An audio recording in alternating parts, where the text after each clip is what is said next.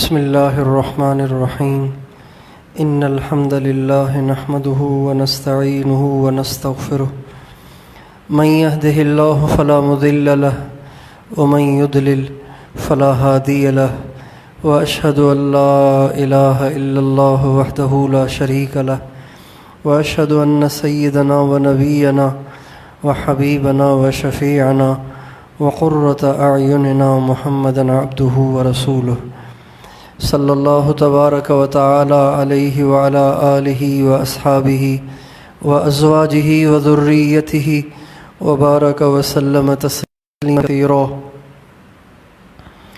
اما بعد فاعوذ باللہ من الشیطان الرجیم بسم اللہ الرحمن الرحیم واتقوا فتنة لا تصیبن الذین ظلموا منکم خاصة وقال النبی صلی اللہ علیہ وسلم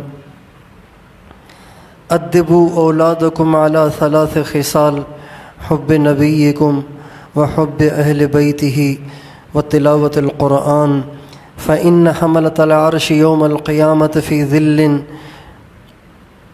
لا ظل الا ظلہ مع انبیائہ واصفیائہ وقال علیہ السلام بادروا بالاعمال فتنا كقطع اللیل المظلم یصبح الرجل مؤمنا ويمسي كافرا ويمسي مؤمنا ويصبح كافرا يبيع أحدهم دينه بعرض من الدنيا قليل أو كما قال عليه الصلاة والسلام اللهم صل على سيدنا محمد وعلى آل سيدنا محمد وبارك وسلم۔ میرے محترم دوستو اور بھائیوں اور بزرگوں، جس دور میں ہم اور آپ چل رہے ہیں، اس دور میں سب سے زیادہ خطرہ ہماری جان کو نہیں ہے، ہمارے مال کو نہیں ہے، ہماری عزت کو نہیں ہے، ہماری معیشت کو نہیں ہے، بلکہ سب سے زیادہ خطرہ ہمارے ایمان کو ہے۔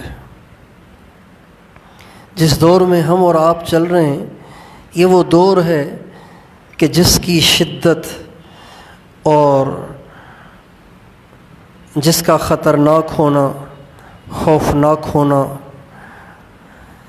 ہمارے نبی نے آج سے 1400 برس پہلے بتا دیا تھا۔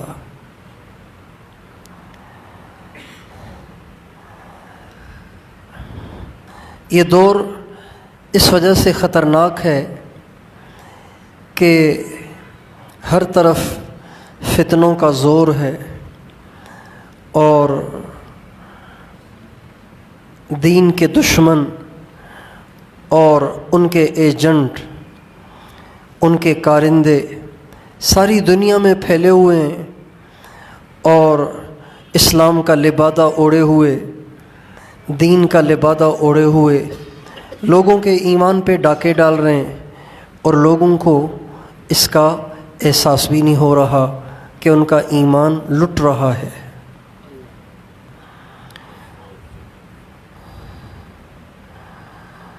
ہمارے نبی کا ارشاد ہے بادروا بالاعمال فتنا كقطع اللیل المظلم،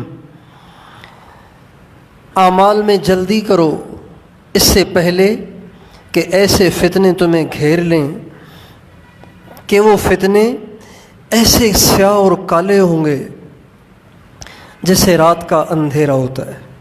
رات کے اندھیرے میں پتہ نہیں چلتا کہ سیدھا فرش ہے یا آگے گٹر اور نالی ہے یا کھڈا ہے۔ اسی طرح گھپ اندھیرے میں پتہ نہیں چلتا کہ آگے راستہ بھی ہے یا دیوار ہے۔ گھپ اندھیرے میں پتہ نہیں چلتا کہ یہ سانپ ہے یا رسی ہے۔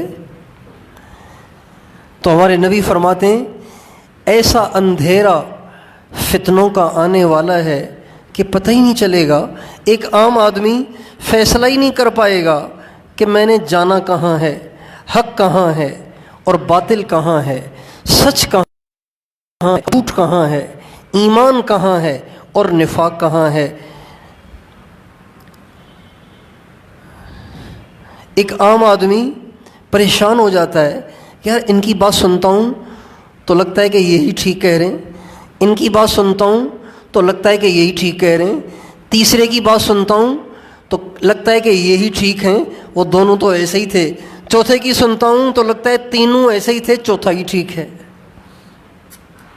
حالانکہ یہ تو نہیں ہو سکتا کہ چاروں ٹھیک ہوں، ٹھیک تو کوئی ایک ہی ہوگا۔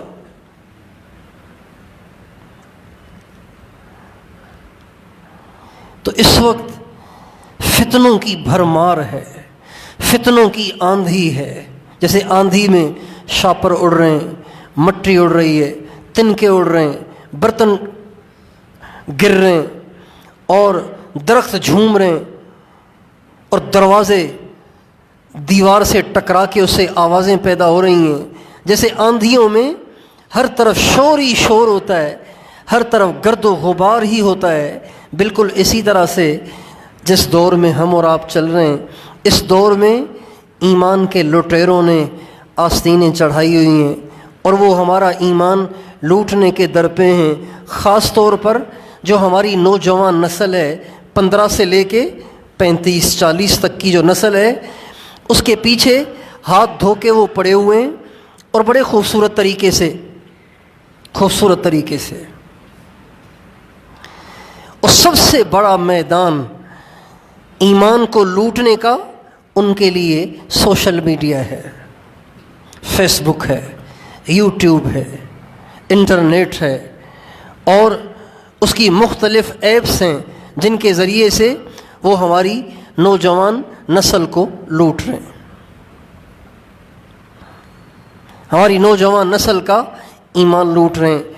ایک تو ان کا سب سے بڑا میدان سوشل میڈیا ہے، اور دوسرا ان کا سب سے بڑا میدان جس کے ذریعے سے وہ ہماری نوجوان نسل کے دلوں سے ایمان کو لوٹ رہے ہیں، ایمان کو ختم کر رہے ہیں، وہ عصری تعلیم کے ادارے ہیں، کالجز ہیں، یونیورسٹیاں ہیں، اسکولز ہیں، اور بڑی بڑی اکیڈمیاں ہیں، بڑے بڑے انسٹیٹیوٹ ہیں۔ ان میں باہر کی این جی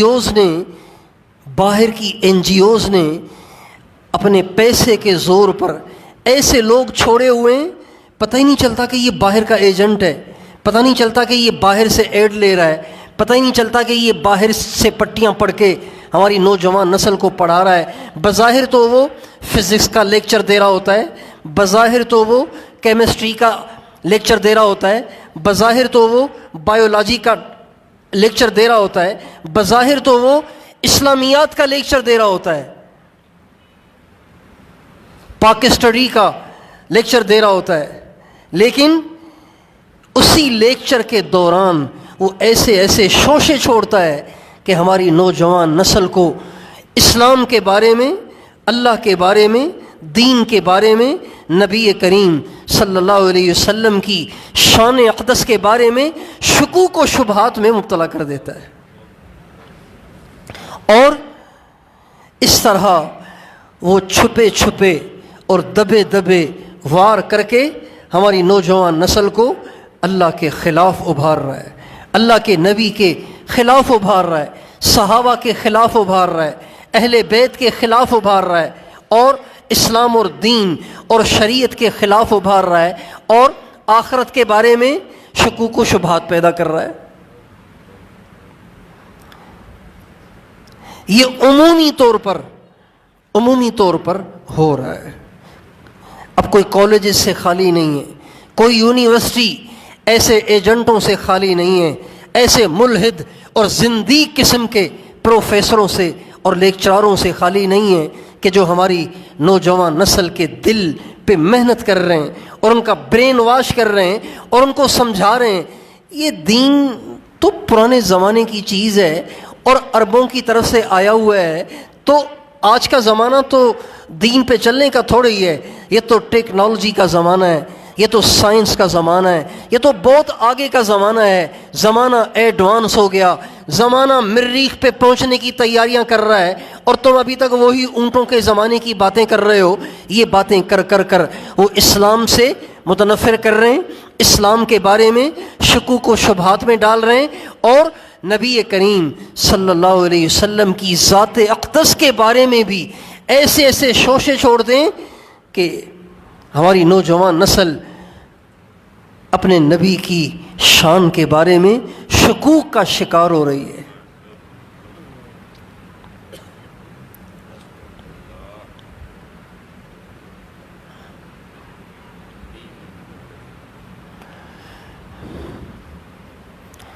اور اپنے فلسفے، عقلی دلائل دے کر ان کو اللہ کی ذات کے بارے میں شکوک میں ڈال رہے ہیں، شبہات میں ڈال رہے ہیں۔ کہتے ہیں اللہ اللہ جو کر رہے ہو صدیوں سے، تمہارے باپ دادا بھی اللہ اللہ کرتے رہے، تمہارے باپ دادا کے باپ دادا بھی اللہ اللہ کرتے رہے، اور تم بھی اللہ اللہ کر رہے ہو، کبھی اللہ کو دیکھا بھی ہے؟ بھائی کسی کو تو نظر آتا نا، کسی کو بھی نظر نہیں آیا۔ اس طرح کے چٹکلے، اس طرح کے عقلی غلط دلائل دے کر ہماری نوجوان نسل کو اللہ کے بارے میں شکوک و شبہات میں مبتلا کیا جا رہا ہے، اسلام کے بارے میں اعتراض پیدا کیے جا رہے ہیں، نبی کریم صلی اللہ علیہ وسلم کی ذات اقدس کے بارے میں شکوک و شبہات پیدا کیے جا رہے ہیں، اہل بیت اور صحابہ کے بارے میں شکوک و شبہات پیدا کیے جا رہے ہیں۔ لہٰذا جس دور میں ہم چل رہے ہیں یہ دور غفلت کا نہیں ہے، یہ دور بیداری کا دور ہے، چوکنا رہنے کا زمانہ ہے، جاگ کے رہنے کا زمانہ ہے کہ کہیں کوئی لٹیرا میرا بھی ایمان نہ لوٹ جائے، میرے بچوں کا بھی ایمان نہ لوٹ جائے۔ اس لیے بیدار رہنے کی ضرورت ہے، چوکنا رہنے کی ضرورت ہے۔ اور دیکھیں پیسہ، مال، دولت، پراپرٹیاں، گاڑیاں، بنگلے، یہ اتنے قیمتی نہیں ہیں جتنا ایمان قیمتی ہے۔ دولت آنی جانی ہے، پیسہ آنا جانا ہے، پراپرٹیاں آنی جانی ہیں، دوستو اگر ایمان چھن گیا تو پھر نہ دنیا کے رہیں گے ہم، نہ آخرت کے رہیں گے۔ دنیا تو ویسے ہی جانی ہے، دنیا تو ویسے ہی فانی ہے، دنیا تو ویسے ہی ختم ہو جانی ہے، ایک دن مرنا ہے، اور مرنے کے لیے ضروری نہیں ہے کہ بڑھاپے میں ہی موت واقع ہو، جوانی میں بھی موت آ جاتی ہے، ٹھیک ٹھاک تندرستوں کو بھی موت آ جاتی ہے۔ اگر ایمان کے بغیر مر گئے یا شکوک و شبہات کو بھی لے کر گئے نا تو بھی خسارہ ہے۔ ایک آدمی کے دل میں یہ شک پیدا کر دیا گیا، پتہ نہیں آخرت ہے بھی کہ نہیں، پتہ نہیں قیامت آئے گی بھی کہ نہیں، پتہ نہیں جہنم ہے بھی کہ نہیں، پتہ نہیں جنت ہے بھی کہ نہیں، پتہ نہیں۔ یہ مولویوں کی زبان سے ہی سنتے ہیں، یہ جو جینٹل مین ہیں، یہ جو بڑے بڑے دانشور اور بڑے بڑے اسکالر اور بڑے بڑے اینکر ہیں، انہوں نے تو کبھی قیامت کی بات نہیں کی، انہوں نے تو کبھی اللہ کی بات نہیں کی، انہوں نے تو کبھی جہنم اور جنت کی بات نہیں کی۔ بس یہ مولویوں کو ہی پڑی رہتی ہے، جہنم ہے، جنت ہے، اللہ ہے، آخرت ہے، موت ہے، قبر ہے، قیامت ہے، یہ ان کی زبان سے ہی سنی ہے۔ اور یہ پرانے زمانے کے لوگ، عقل فہم تو ان میں ہے نہیں، یہ تو پرانے زمانے کے جاہل لوگ ہیں۔ اگر کسی کے دل میں یہ شک بھی پیدا ہوا اور وہ مر گیا تو وہ ایمان پہ تھوڑی مرا، وہ تو کفر پہ مر گیا۔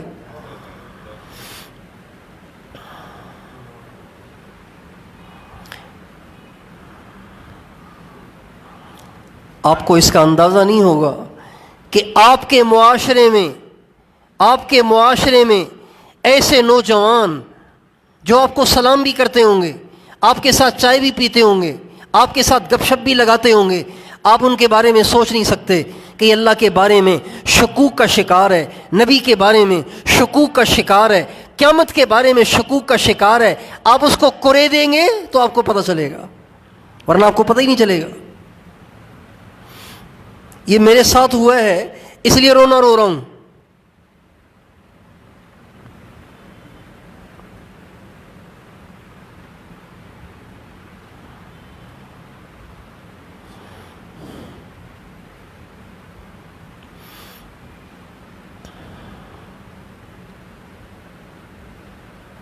اور آج کے دور کی سنگینی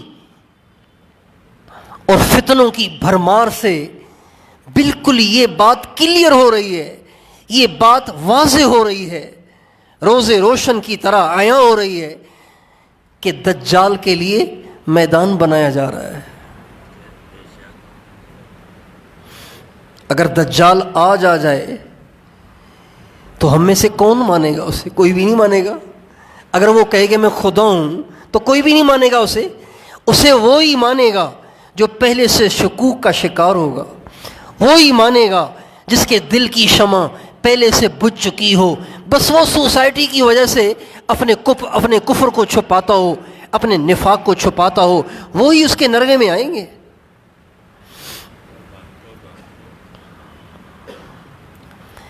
یہ بات بالکل واضح ہو رہی ہے کہ دجال کے لیے زمین کو ہموار کیا جا رہا ہے، دجال کے لیے میدان تیار کیا جا رہا ہے.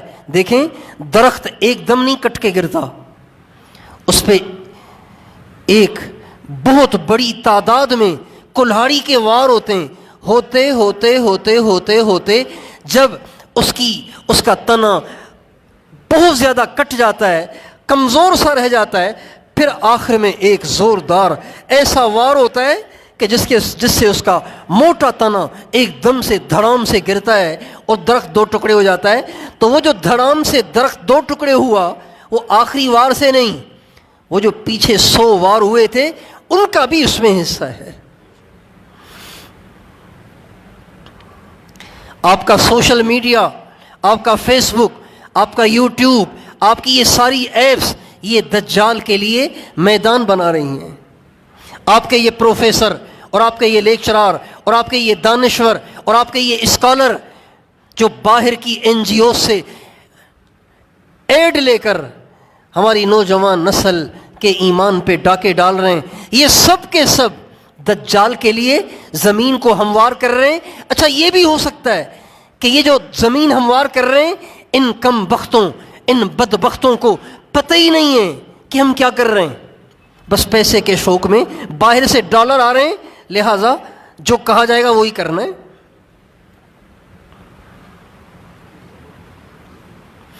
چار جملے ہی تو بولنے، اور کیا کہنا ہے؟ چار جملے ہی تو کہنے ہیں، اور کیا کہنا ہے؟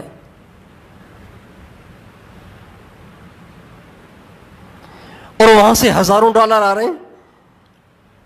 تو چار جملے بول دیے اور ہزاروں ڈالر مل گئے تو وہ تو سمجھتے ہیں کہ بڑا سستا سودا ہے.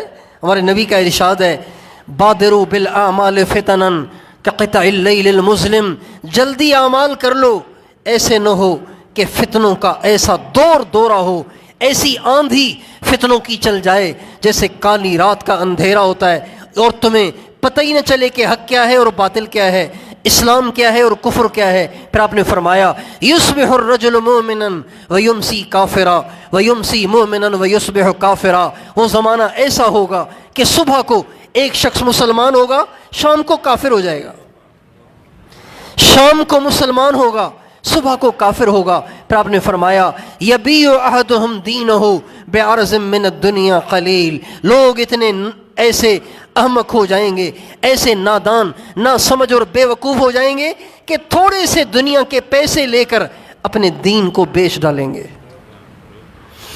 اور یہی کر رہے ہیں، یہی کر رہے ہیں.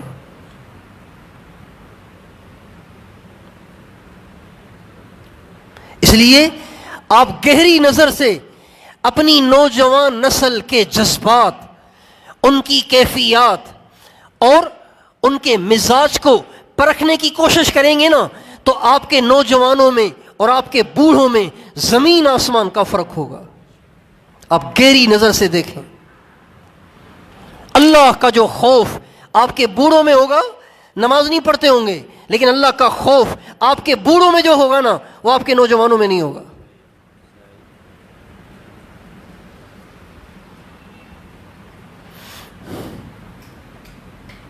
ہم نے دیکھا ہمارے بوڑھے مسجد کے پاس سے گزرتے ہوئے بھی ایک دم ان کی گردنیں جھک جاتی تھیں، سہم جاتے تھے، نماز پہ نہیں آتے تھے، لیکن مسجد کے پاس سے گزرتے ہوئے ان کے دل میں یہ احساس اٹھتا تھا کہ بادشاہ کا گھر ہے، ادب سے گزرنا ہے. اور آپ کے نوجوان یہ 20 سال کے 22 سال کے چنگچیاں چلا رہے ہیں اور فل آواز کے ساتھ، فل والیوم کے ساتھ انڈین ڈسکو گانے بجاتے ہوئے مسجد کے پاس سے ایسے گزرتے ہیں کہ امام کو قرات میں غلطی لگ جاتی ہے. خدا کا خوف نہیں رہا، حیا نہیں رہا، حجاب نہیں رہا. باپ بات کر رہا ہو، بیٹے کی گردن جھکی رہتی تھی جیسے کیل کسی نے ٹھوک دی گلے میں. باپ گالیاں دے رہا ہے، ڈانٹ پہ ڈانٹ رہا ہے. مجال ہے کہ بیٹا نگاہ اٹھا کے باپ کو دیکھے. اور آج کیا ہو رہا ہے؟ آج کیا ہو رہا ہے؟ آج باپ پناہ گاہ ڈھونڈ رہے ہیں کہ کہیں بیٹا ناراض نہ ہو جائے، کہیں بیٹا پٹائی نہ کر دے، کہیں بیٹا بدتمیزی پہ نہ اتر آئے، کہیں بیٹا بے عزتی نہ کر لے. ہم کراچی میں تھے، جماعت میں جا رہے تھے، ایک مسجد میں ٹھہرے ہوئے تھے.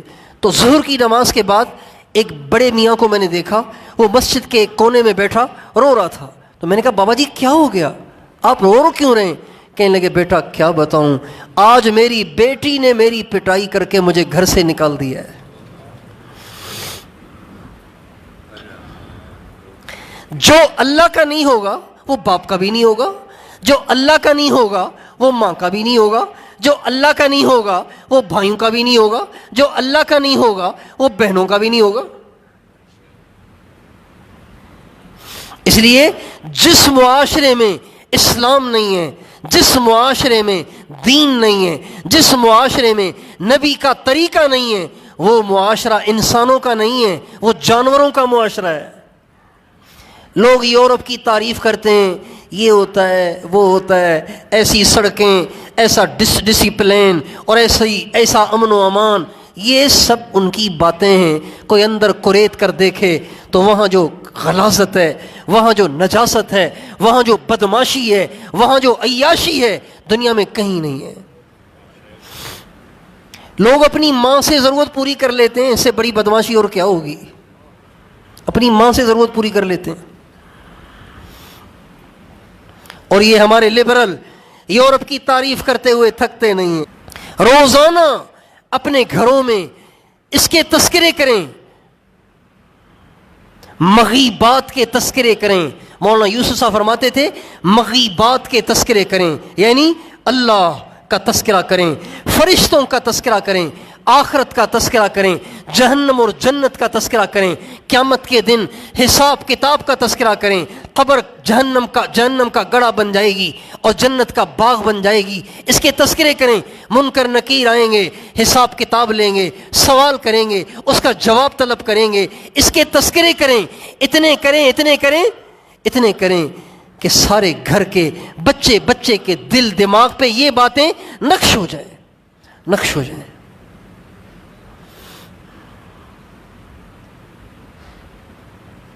ہمارے نبی کا ارشاد ہے ادبوا اولادکم علی ثلاث خصال.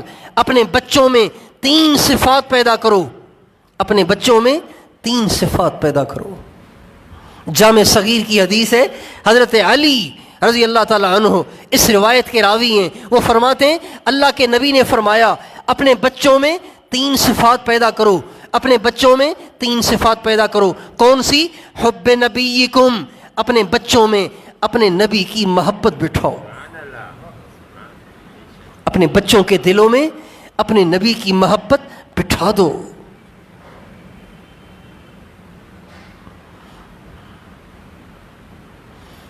ہمارے بچے حضور سے پیار کریں، حضور سے محبت کریں.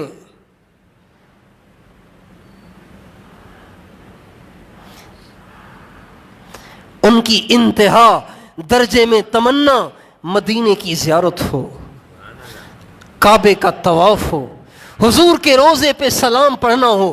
یہ ان کی انتہائی درجے کی خواہش ہو.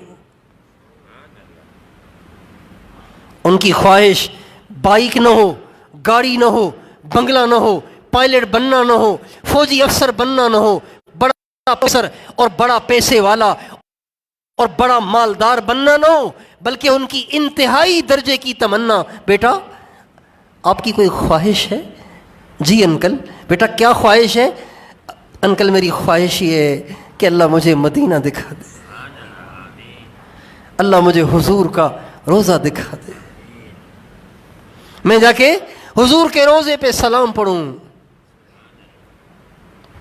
مسجد نبوی میں نماز پڑھوں، ریاض الجنت میں لمبے لمبے سجدے کروں، بیت اللہ کا طواف کروں، ملتزم سے چمٹ کے رہوں، یہ میری انتہائی تمنا ہے۔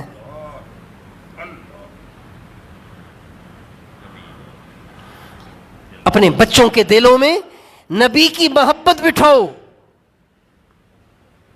نبی کی محبت بٹھاؤ۔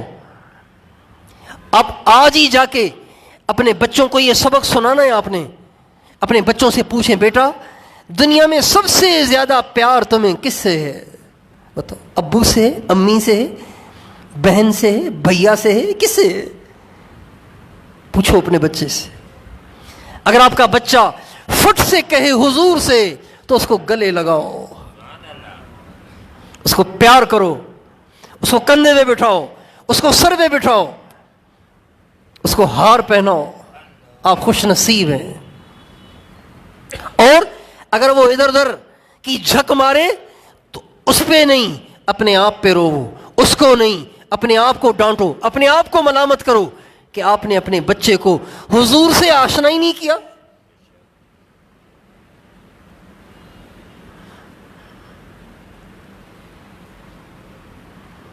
عبد الرحمن بن عوف کہتے ہیں کہ جنگ بدر میں کھڑا ہوا تھا، تو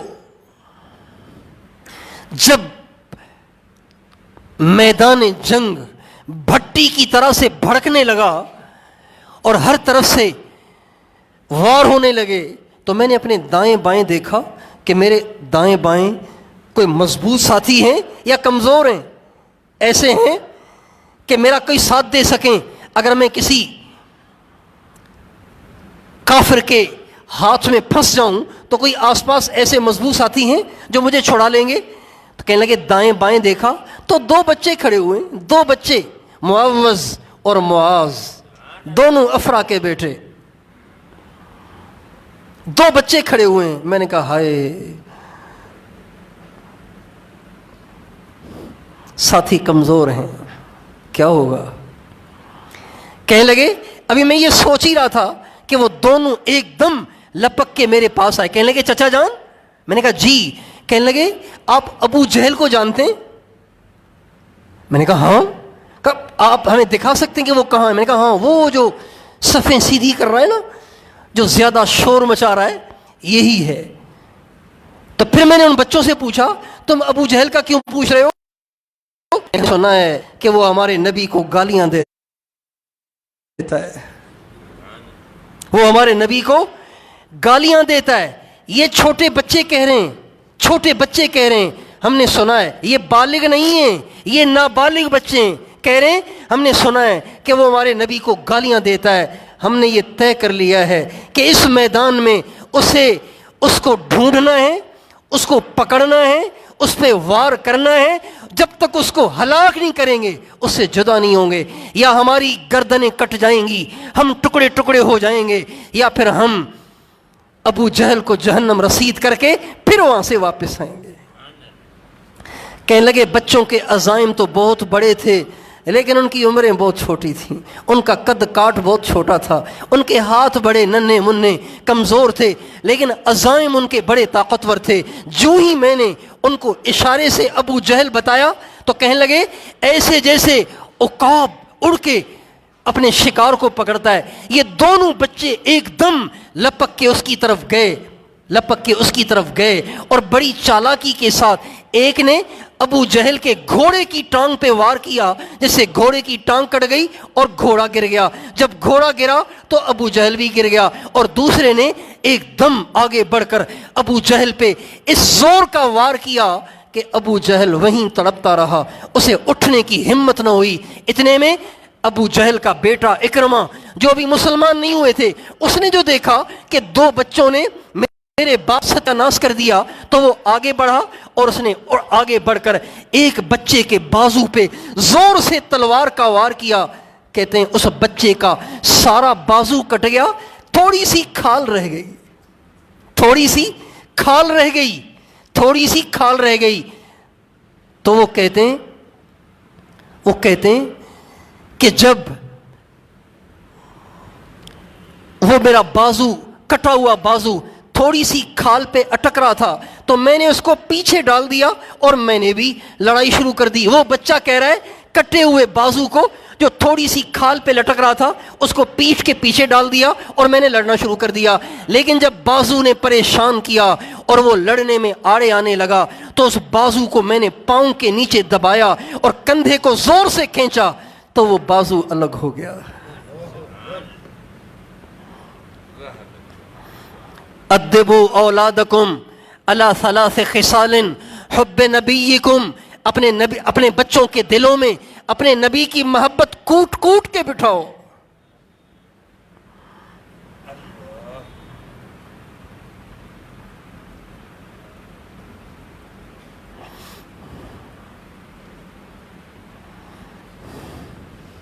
آج ہی جا کے پوچھیں اپنے بچوں سے، آج ہی جا کے سکھائیں اپنے بچوں کو کیوں حضور سے کیوں محبت کرنی ہے.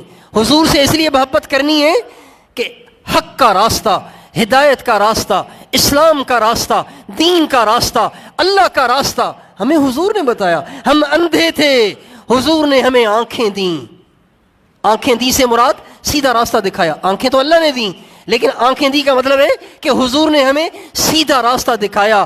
حضور نہ ہوتے ہم اندھے ہوتے، حضور نہ ہوتے ہم کافر ہوتے، حضور نہ ہوتے ہم ملحد ہوتے، حضور نہ ہوتے ہم اللہ کو نہ جانتے، آخرت کو نہ جانتے، جانوروں کی زندگی گزار کے ہمیشہ کے لیے جہنم کی آگ کا ایندھن بن جاتے. اس لیے حضور سے محبت کرنی ہے. بچہ ماں سے زیادہ پیار کیوں کرتا ہے؟ کہ ماں نے اسے گود دی ہے، ماں نے اسے چھاتی کا دودھ پلایا ہے. حضور نے ہمیں آنکھوں سے بہنے والے آنسو پلائے ہیں، حضور نے ہمیں اپنے جسم کا خون پلایا ہے.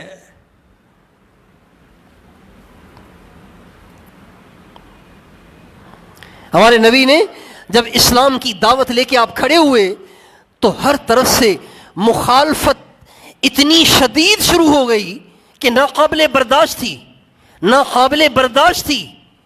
اگر آپ علیہ السلام اس دن تھک ہار کے جا کے گھر بیٹھ جاتے، نہیں مانتے بھاڑ میں جائیں، جہنم میں جائیں، مجھے کیا ہے، میں نے کوئی ان سے چندہ لینا ہے، میں کوئی ان سے کرایہ لینا ہے، ما اسألکم علیہ من اجر ان اجری الا علی اللہ، میں تو اللہ کے لیے ان کو اللہ کا پیغام سنا رہا ہوں. نہیں سنتے تو بھاڑ میں جائیں. اگر آپ تھک ہار کے اپنے گھر کا کونا پکڑ لیتے، دوبارہ غار ہرا تشریف لے جاتے، وہاں جا کے لمبی لمبی نمازیں پڑھتے اور امت کو اس کے حال پہ چھوڑ دیتے تو آپ اور میں آج مسلمان ہوتے، مسلمان ہوتے.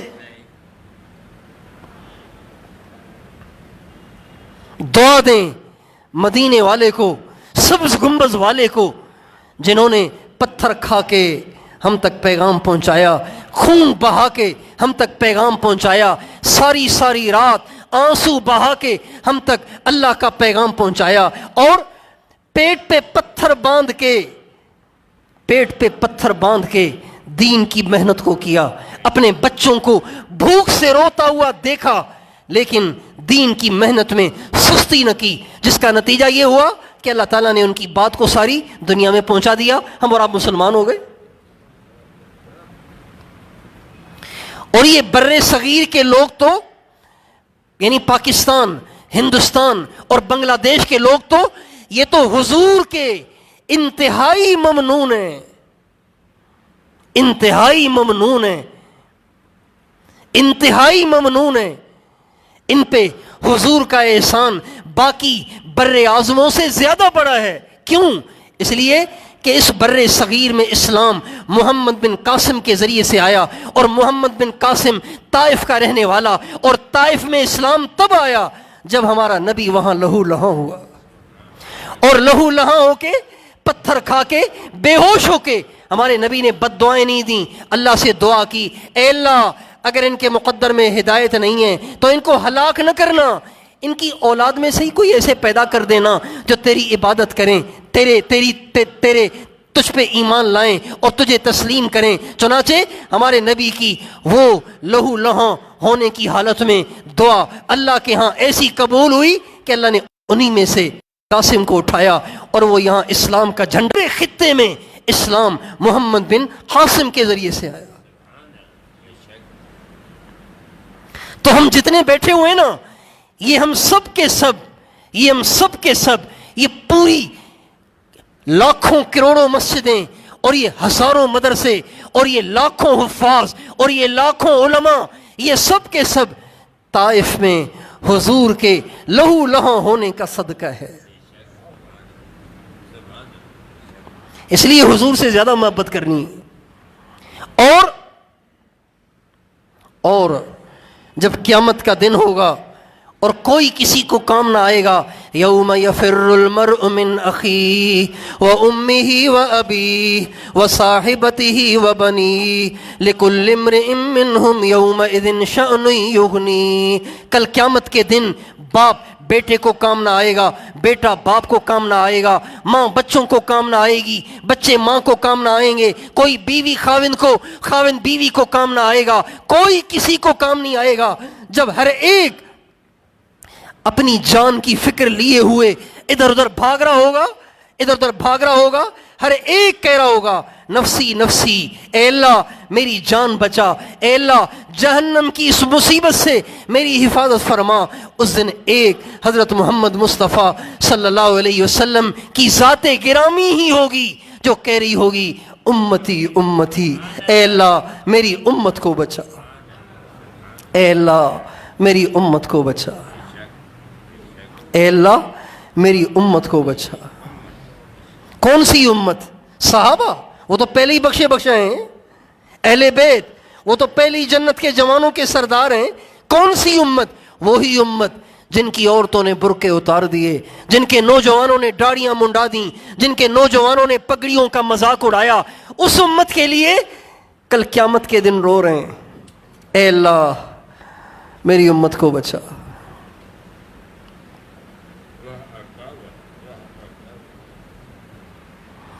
اس لیے سب سے زیادہ حضور سے پیار کرنا ہے۔ ایک حب نبیکم، اپنے بچوں کے دلوں میں اپنے نبی کی محبت بٹھا دو، وحب اہل بیتی، اور میرے اہل بیت کی محبت ان کے دل میں بٹھا دو۔ جب کسی سے محبت ہوتی ہے تو اس کے تعلق والوں سے بھی تو محبت ہوتی ہے نا۔ کوئی ایسا مرید دیکھا جو اپنے پیر کے بچوں سے ہی بغض رکھتا ہو، وہ تو مرید نہیں ہے، پھر وہ تو مرید نہیں ہے۔ پھر وہ کیسا عاشق ہے جو اپنے معشوق کے اہل و عیال سے ہی نفرت کرتا ہو؟ جسے حضور سے پیار ہے اسے اہل بیت سے پیار ہونا لازمی ہے، صحابہ سے پیار ہونا لازمی ہے۔ محبوب کا تو کتا بھی پیارا ہوتا ہے۔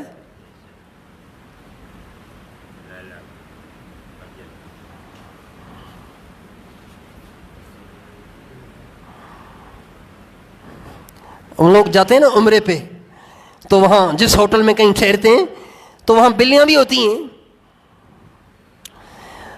تو کبھی سالن رکھتے ہیں نا، بلی کھا جاتی ہے، تو سچ پوچھیں وہاں کی بلیاں سارا ہی گوشت چٹ کر جائیں، سارا ہی دودھ پی جائیں، یہاں تک کہ سحری میں بھی کچھ کھانے کے لیے نہ بچے تو غصہ نہیں آتا۔ کیوں؟ مدینے کی بلی ہے بھائی، مدینے کی بلی ہے، غصہ نہیں آتا۔ کہاں کی بلی ہے؟ سب بتاؤ۔ مدینے کی بلی ہے، وہاں کی بلی کی بھی بڑی شان ہے۔ اب یہ تذکرے روزانہ اگر ہمارے گھروں میں ہوں، اہل و عیال کے سامنے روزانہ حضور کے عشق کے تذکرے کیے جائیں، حضور کی عظمت کے تذکرے کیے جائیں، حضور سے محبت کے تذکرے کیے جائیں، اہل بیت اور صحابہ کی محبت کے تذکرے کیے جائیں، تو کوئی لبرل، کوئی بے دین، کوئی دین سے بیزار دو جملے بول کے ہماری نسل کے ایمان پہ ڈاکہ ڈال سکتا ہے؟ ہماری نسل اس کا گریبان پکڑ لے گی، اس کی زبان کو کھینچ کے گدی سے باہر نکال دے گی کہ بکواس بند کرو، اپنا سبجیکٹ پڑھاؤ۔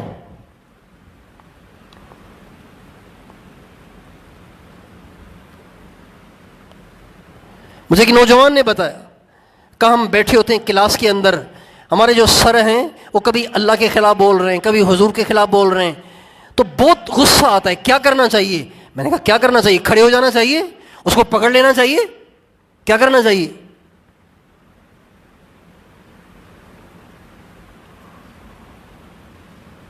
یہ کوئی کمپرومائز کا وقت تھوڑی ہوتا ہے، یہ کوئی حکمت کا وقت تھوڑی ہوتا ہے، اس وقت بولنے کا وقت ہوتا ہے۔ یا تو اس کی بکواس کو بند کرائیں یا اس کی زبان کو کھینچ کے گدی سے باہر نکال دیں۔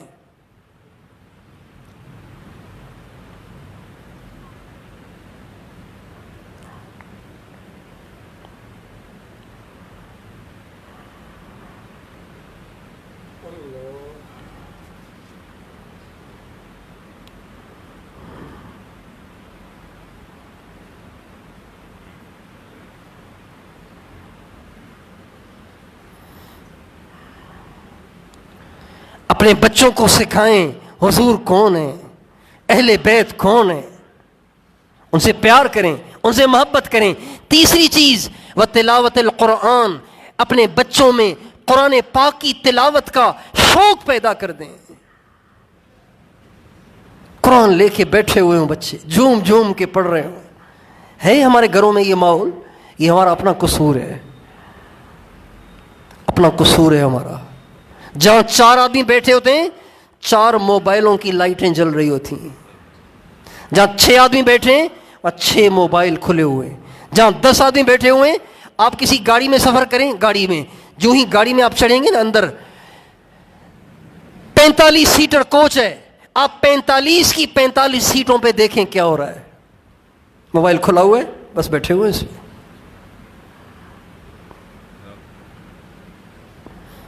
گھر میں داخل ہو، بچے کے پاس الگ وہ اس میں گم، ماں کے پاس الگ وہ اس میں گم، باپ کے پاس الگ وہ اس میں گم۔ کیا زندگی ہے یار، کیسا زمانہ دیکھنا پڑا ہمیں۔ اپنے بچوں کو قرآن پاک کی تلاوت کا عادی بنائیں۔ پھر آپ نے فرمایا فَإِنَّ حَمَلَةَ الْعَرْشِ يَوْمَ الْقِيَامَةِ فِي ظِلٍّ لَا ظِلَّ إِلَّا ظِلُّهُ، اس لیے کہ جو حافظ قرآن ہوں گے نا، جو قرآن کو شوق ذوق سے پڑھنے والے، گنگنانے والے ہوں گے، وہ کل قیامت کے دن اس عرش کے سائے میں ہوں گے جس سائے کے سوا اور کوئی سایہ نہیں ہوگا، اور اللہ پاک قیامت کے دن ان کا حشر نبیوں کے ساتھ کریں گے۔ جن کو قرآن سے عشق ہوگا، قرآن سے محبت ہوگی، قرآن کو بہت پڑھتے ہوں گے، کل قیامت کے دن نبیوں کے ساتھ ہوں گے، عرش کے سائے میں ہوں گے۔ تو بھائی کیا خیال ہے، اپنے بچوں کا یہ ذہن بنائیں گے، اپنی نسل کے ایمان کی حفاظت کریں گے انشاءاللہ؟ 2 باتیں عرض کی ہیں، 2 باتیں، ایک سوشل میڈیا سے کاٹیں، دوسری بات اپنے گھروں میں روزانہ فضائل اعمال کی کتاب کی ضرور تعلیم کریں۔ 20 منٹ کریں، آدھا گھنٹہ کریں، 1 گھنٹہ کریں، ضرور کریں۔ فضائل اعمال سے بھی کریں، فضائل صدقات سے بھی کریں۔ فضائل صدقات میں آخرت ہے، جہنم ہے، جنت ہے، قبر ہے، قیامت ہے، موت کے وقت کے مناظر ہیں، تفصیل سے حضرت شیخ نے اس میں لکھے ہیں۔ روزانہ پڑھیں اسے، اور سارے گھر کو بٹھا کے پڑھائیں تاکہ ذہن بن جائے کہ آخرت حق ہے، جہنم حق ہے، جنت حق ہے، اللہ حق ہے، اللہ کے نبی حق ہیں، اللہ کے نبی آخری نبی ہیں، اور قیامت کے دن حساب کتاب ہونا ہے، قبر میں عذاب ہونا ہے، قبر جنت کا باغ بننا ہے، قبر کو جنت کا باغ بننا ہے۔ یہ چیزیں یقین کے درجے میں آ جائیں۔ تیسری بات 2 دعائیں عرض کر رہا ہوں، یہ دونوں دعائیں اپنے لیے بھی مانگیں، اپنے اہل و عیال کے لیے بھی مانگیں، اور اپنے اہل و عیال کو بھی یہ دونوں دعائیں سکھا دیں۔ ایک دعا اللہم ارنا الحق حقا وارزقنا اتباعہ وارنا الباطل باطلا وارزقنا اجتنابہ. اتنی سی دعا ہے، اے اللہ حق کو ہم پہ واضح فرما، ہمیں اس کی اتباع کی توفیق عطا فرما. اے اللہ باطل کو ہم پہ واضح فرما اور باطل سے بچنے کی ہمیں توفیق عطا فرما. اے اللہ ہمیں اندھا بن کر زندگی نہ گزارنے دے، بلکہ ہمیں حق کو پہچان کر اس پر چلنے کی توفیق دے، ناحق کو پہچان کر اس سے بچنے کی توفیق دے. کتنی اچھی دعا ہے، یہ ہمارے نبی کی دعا ہے. ایک دعا. اور دوسری دعا وہ اس سے بھی مختصر ہے. وہ دعا ہمارے نبی اتنی کثرت سے پڑھتے تھے کہ اماں عائشہ نے ایک دفعہ پوچھ ہی لیا. اس دعا کا مقصد ہے، اے اللہ تو دلوں کو الٹتا پلٹتا رہتا ہے، میرے دل کو نہ پلٹنا، میرے دل کو دین پہ جمائے رکھنا. یہ ہمارے نبی نے دعا مانگی ہے، اور اتنی کثرت سے آپ مانگتے تھے کہ اماں عائشہ رضی اللہ عنہا نے آپ سے پوچھا، یا رسول اللہ آپ یہ دعا اتنی کثرت سے کیوں مانگتے ہیں؟ آپ کے دل کو تو کوئی خطرہ نہیں ہے نا، آپ کیوں اتنی کثرت سے دعا کر رہے ہیں؟ اور ہمارا عائشہ، انسان کے دل کی مثال ایک پتے کی سی ہے، جہاں سے ہوا اڑا کے لے جائے وہ وہیں اڑ جاتا ہے. دل بھی ایسے ہی ہے، جدھر کی ہوا چلی ادھر ہی کو اڑ گیا. فاسقوں کے ساتھ بیٹھا فاسق ہو گیا، اللہ والوں کے ساتھ بیٹھا اللہ والا ہو گیا. وہ دعا یہ ہے، یا مقلب القلوب یا مقلب القلوب ثبت قلبی علی دینک. اتنی سی دعا ہے، یا مقلب القلوب ثبت قلبی علی دینک. یہ دعا کثرت سے خود بھی مانگیں، اپنے بچے کو یہ دعا سکھائیں، اس کو بھی مانگنے پہ لگائیں. انشاءاللہ یہ دو دعائیں آپ کثرت سے مانگتے رہے، اللہ تعالیٰ ایمان کے ڈاکوؤں سے آپ کے ایمان کی حفاظت کرے گا، آپ کی نسلوں کی حفاظت کرے گا. کوشش کریں گے انشاءاللہ. میں نے 3 باتیں بتائیں آپ حضرات کو، 3 باتیں ایمان کی حفاظت کے لیے، اپنی نسلوں کی حفاظت کے لیے. 3 باتیں. ایک، اپنی نسل کو سوشل میڈیا سے کاٹ دیں. دوسرا، اپنے گھروں میں روزانہ فضائل اعمال اور فضائل صدقات کی تعلیم کریں تاکہ ایمان کے تذکرے ہوتے ہوتے ایمان راسخ ہو جائے. تیسرا عمل، 2 دعائیں، اللہم ارنا الحق حقا وارزقنا اتباعہ وارنا الباطل باطلا وارزقنا اجتنابہ. ایک دعا یہ، اور دوسری یا مقلب القلوب ثبت قلبی علی دینک. ان 3 دعاؤں کا اہتمام کرنا. یہ 3 کام ہو گئے. چوتھا کام استعدادی ہے. چوتھا کام استعدادی ہے، یعنی اب آپ کہہ دیں گے تو سارے موبائل نہیں چھوڑ دیں گے. موبائل چھوڑنے کی استعداد کیسے پیدا ہو، اور تعلیم میں اہتمام سے بیٹھنے کی کیسے استعداد پیدا ہو، اپنے ایمان کی کیسے فکر پیدا ہو، اس کے لیے استعدادی کام چوتھا نمبر وہ یہ ہے کہ ہم اپنے اہل و عیال کو تبلیغ کی محنت کے ساتھ جوڑنے کی کوشش کریں. عورتوں کا بھی وقت لگوائیں، بچوں کا بھی وقت لگوائیں. وقت نہیں لگاتے، اپنے علاقے میں جو تبلیغ کا کام کرتے ہیں ان کے ساتھ ان کو جوڑنے کی کوشش کریں، ان کو متوجہ کریں. ہمارا بچہ ہے، آپ اس کو گشت میں جوڑیں، تعلیم میں جوڑیں، جماعت آئے تو اس کو لے کر ان کی نصرت کریں. تبلیغ والوں کے ساتھ جوڑیں، تبلیغ کے کام کے ساتھ جوڑیں، اور اہل اللہ کے ساتھ جوڑیں.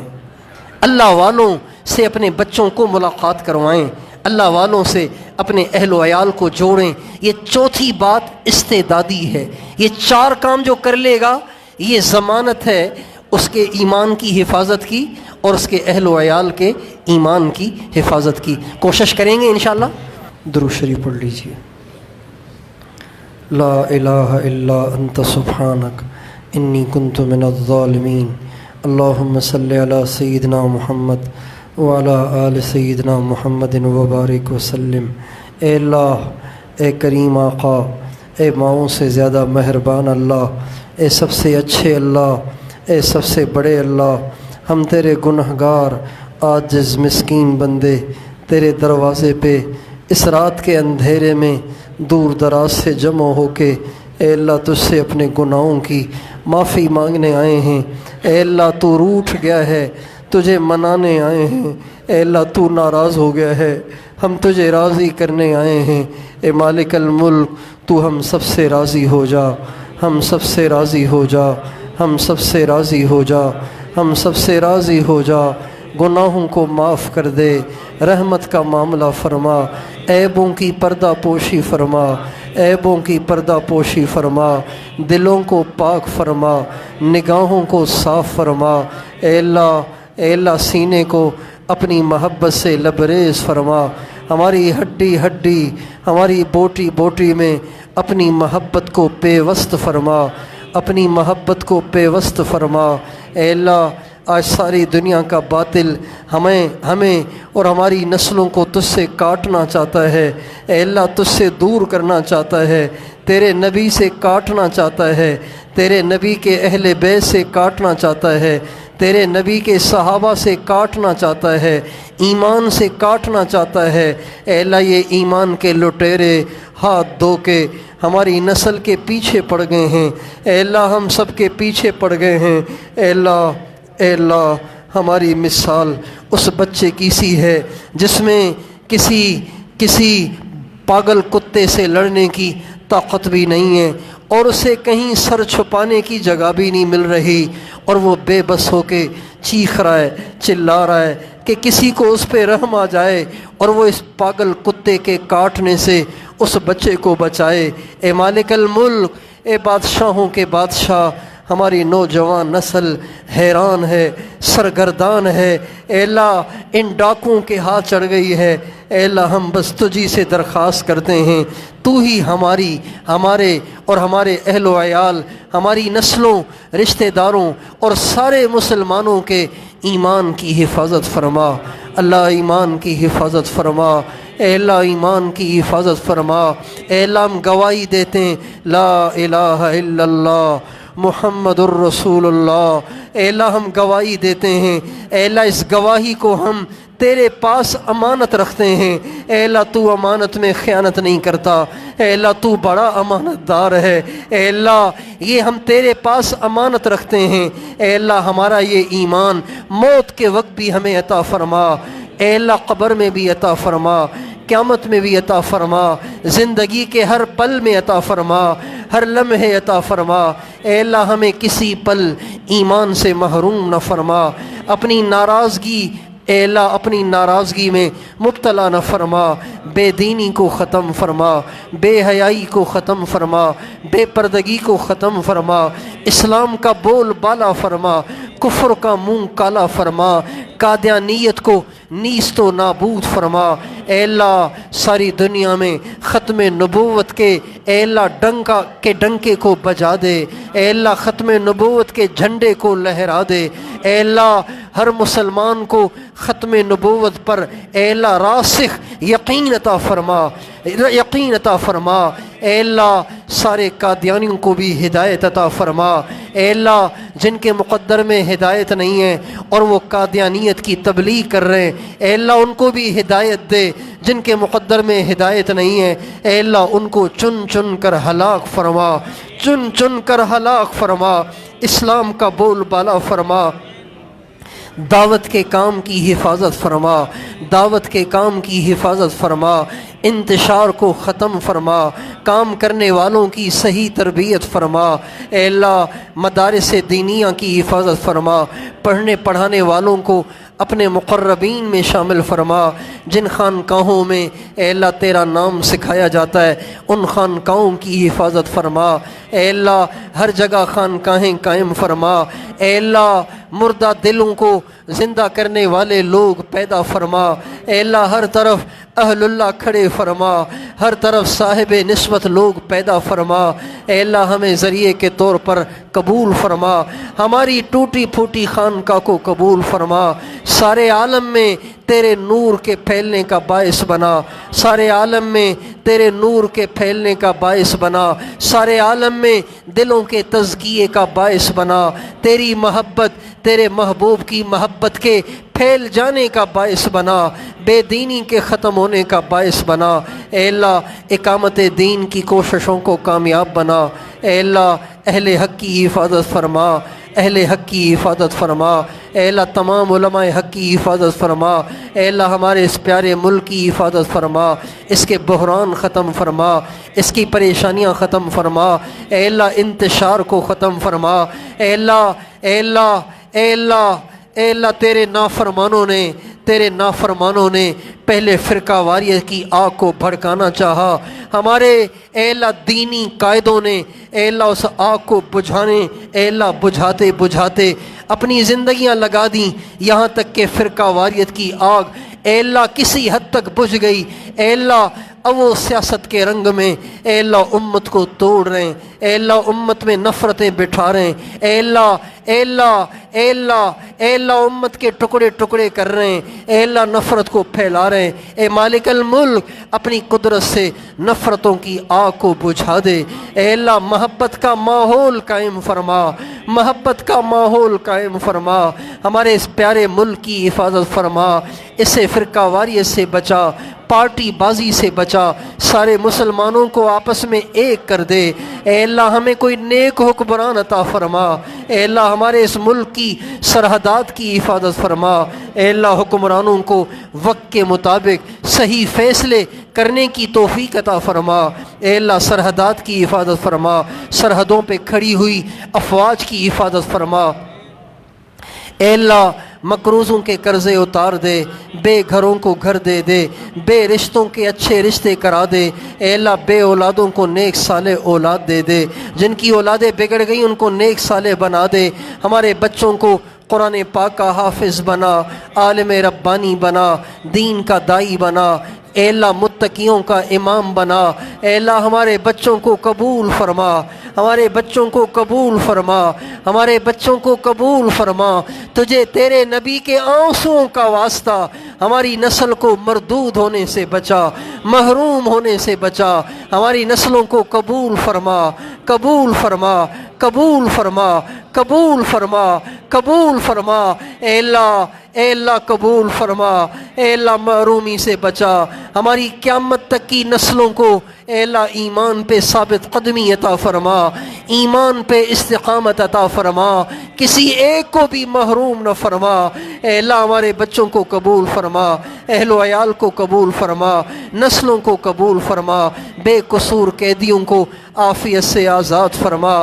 اے اللہ جو خیریں ہم نے مانگی وہ بھی عطا فرما، جو مانگنے سے رہ گئیں وہ بھی عطا فرما، جو ہمارے آقا نے مانگی اے اللہ ان میں سے بھی وافر حصہ عطا فرما۔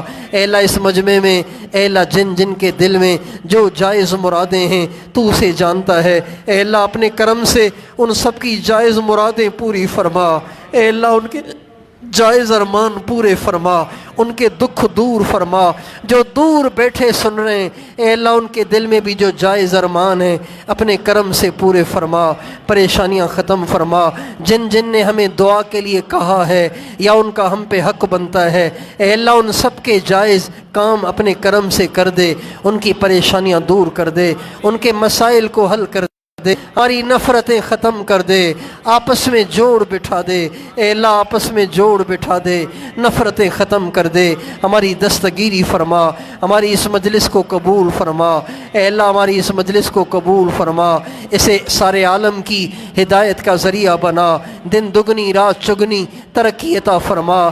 اے اللہ ان آنے والوں کے طفیل اے اللہ ہمارا بھی بیڑا پار فرما، ان آنے والوں کے طفیل ہمیں بھی اپنی محبت عطا فرما، ان سب کو اپنے محبوب کی محبت عطا فرما، سب کو اپنا کامل ولی بنا۔ اے اللہ ہماری ایک خانقاہ مسجد بن رہی ہے اے اللہ اس کی تمام ضروریات کا اپنے غیبی خزانوں سے تکفل فرما، تعمیرات کے تمام منصوبے اپنے غیبی خزانوں سے پائے تکمیل تک پہنچا، وسیع زمین عطا فرما۔ اے اللہ اپنے کرم سے ہماری ساری دعائیں اپنے محبوب علیہ السلام کی دعاؤں کے طفیل قبول فرما۔